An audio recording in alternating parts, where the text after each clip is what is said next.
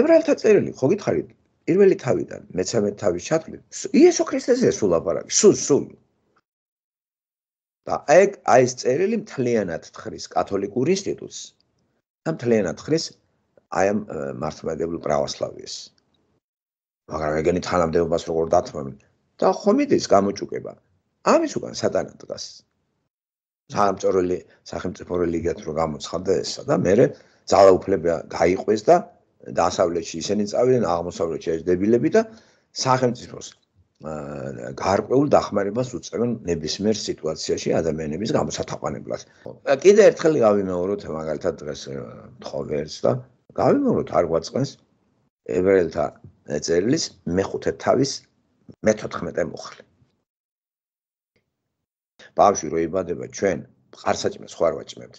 ხელს უწყობთ ჯერ ესეთი თხევადი საჭმელი გრძით ვკვებავთ იზრდება ეს პირი და მე ვაწვდით ამ რო იზრდება საჭმელსაც უცვლით. აქ სულიერ ზდაზე როცა ლაპარაკი და სულიერ და საწყის ეტაპებზე რომ ადამიანს ვაწვდით პირველ საღვთო წერილის ელემენტარულ პირველ საფეხურს მანდ კი არ უნდა გაჩერდე.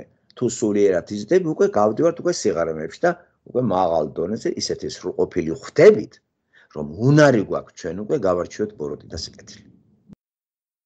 ჯერ წაკითხოს დავიწყებდი მე-11 მუხლიდან უფრო ნათელი რო გახდეს. რაზე იყო აქამდე საუბარი და რასთან შეადარა. ბევრი გვაქვს ალაპარაკო ამის შესახებ, მაგრამ ძნელია განმარტება, რადგან ყურმძიმენი გახდით. ვინაიდან დროის მიხედვით თუ ვიმშელებთ, უკვე მასწავლებლები უნდა ყოფილიყავით, მაგრამ თქვენ ჯერ ისევ ღვთის სიტყვის პირველ საწყისები გაქვთ შესასწავლი. მაგარი საჭმელი კი არა, რძე გჭირდებათ. რადგან ყოველი ვინც რძით იკვებება, ჩვილია და არ აქვს გამოცდილება სიმართლის სიტყვის გასაგებად. მაგრამ საჭმელი განკუთვნილია მოწუფულთათვის, რომელთა გრძნობები ჩვევით არიან გაწაფული კეთილისა და ბოროტების გასარჩევად. აი ძალიან მაგარი წინადადება არის რა. რატომ მახსოვს მე ეს კარგად ეს მე-14 მუხლი?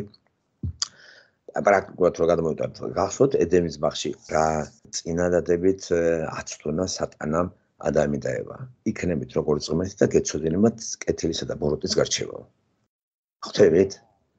და ცოდვილ ბუნება სატანასთან ხარ ეგ როგორ გავარჩიო მე. ამ შემთხვევაში უკვე როცა მოშორდა ცოდვა დაცემის შედეგად გამოსყიდვის აქტი რო ჩატარდა მაცხოვრის მე აი ებრაელთა წერილში ხო იესოზია ლაპარაკი და ეს რო არის ჩვენი მღვდელმთავარი ნებისმიერ ადგილზე უკვე ეს არის ჩვენი შუამდგომელი და ჩვენ მასში რო ვიზრდებით მთლიანად უკვე აი ამ დედამიწაზე დროებით რო ვართ სრულყოფილი ვართ უნარები გვაქვს იმისა რომ მოცემულ სიტუაციაში გამიჯნოთ სატანური რა არის და რა არის ღვთაებრივი სატანური ბოროტება და ღვთაებრივი სიკეთე. აქ მორალური სიკეთეზე და ბოროტებაზე არ არის ლაპარაკი. აი ეს რა კარგი რამეა ხედავთ.